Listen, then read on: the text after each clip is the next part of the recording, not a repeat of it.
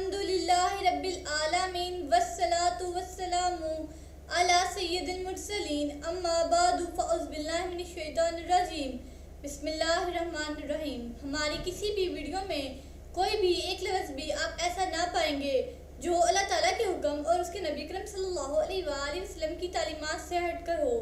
आपसे गुजारिश है हमारी वीडियोस को आखिर तक ध्यान से सुने, यकीनन आपकी ज़िंदगी बदल जाएगी।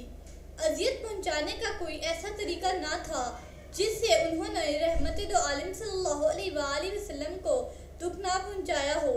मंदरजा बाला तरीकों के अलावा वो अपने बुग़्ज़ बातनी का इस तरह भी इजहार किया करते थे कि अपने घरों का पूरा क्रिकेट इकट्ठा करके हजूर सल्लल्लाहु अलैहि वसल्लम के काशाना अक़दस में डाल दिया करते थे। चनांचे अबू लहब, उक़बा बिन अबी मुयत, हुक्म बिन अबिल आस हजूर सल्लल्लाहु अलैहि वसल्लम के पड़ोसी थे और इनका हर रोज़ ये मामूल था।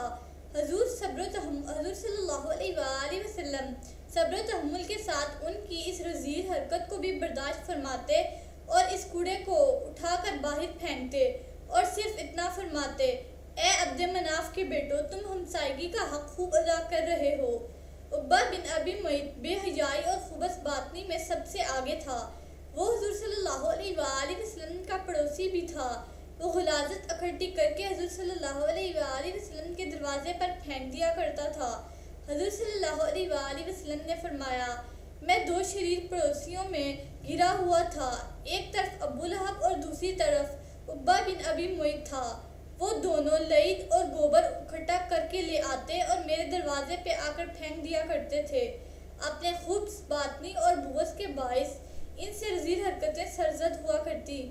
एक रोज़ उक़बा बिन अबी मुयत ने सरकारे तो आलम सल्लल्लाहु अलैहि वसल्लम के रुख रोशन पर थूकने की गुस्ताखी के बजाय इसके थूक आगे जाए वो आग का अंगारा बनकर उसी के रुखसार पर आ गिरी और उसको जलाकर रख दिया, जिसका बर्स की तरह सफ़ेद दाग सारी उम्र उसके चेहरे पर बाकी रहा।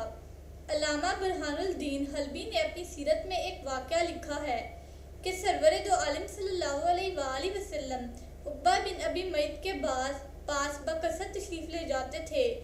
एक दफ़ा उक़बा अपने सफ़र से वापस आया तो कुरैश के तमाम रोज़ाए की ज़ियाफ़त का एहतमाम किया और हज़ूर सल्लल्लाहु अलैहि वसल्लम को भी दावत दी।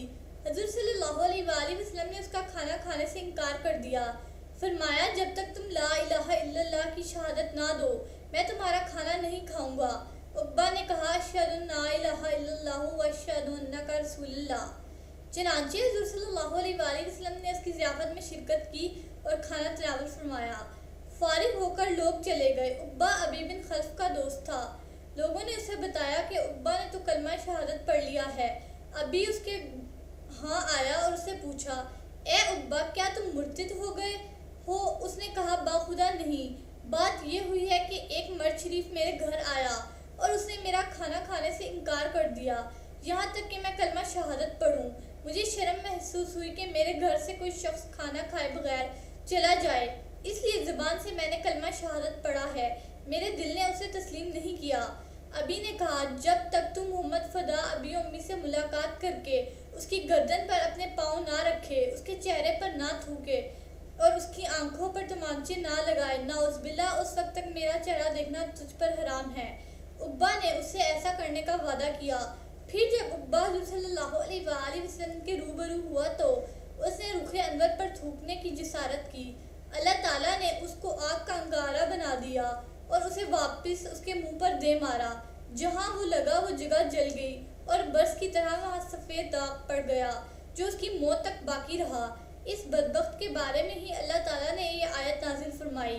तर्जमा, और इस रोज़ जालिम फरते नदामत से काटेगा अपने हाथों को और कहेगा, काश मैंने इख्तियार किया होता रसूल मुकर्रम की मईत में निजात का रास्ता। हाय अफसोस, काश ना बनाया होता मैंने फ़लाँ को अपना दोस्त। वाकई उसने बहका दिया मुझे इस कुरान से इसके मेरे पास आ जाने के बाद। शैतान तो हमेशा से इंसान को मुश्किल के वक्त बेयारो मददगार छोड़ने वाला है। बिस्मिल्लाहिर्रहमानिर्रहीम। सल्लल्लाहु अला हबीबिही सय्यदना मुहम्मदिन व आलिहि व सहाबिहि वसल्लम।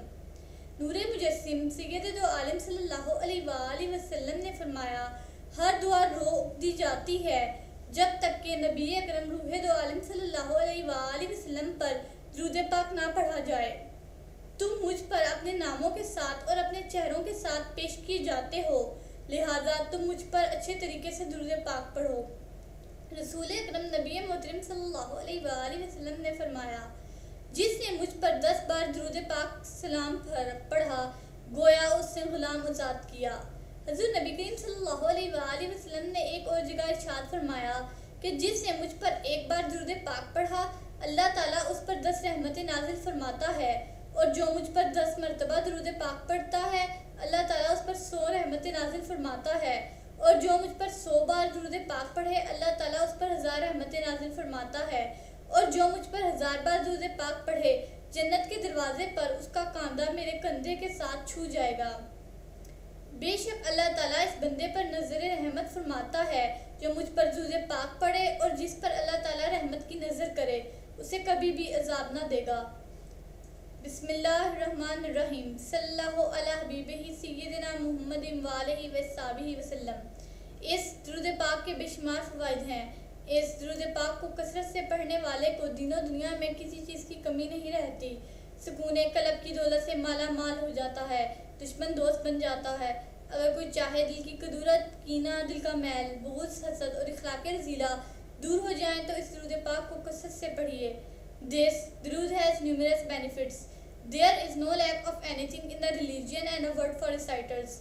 Peace becomes rich with the wealth of the heart.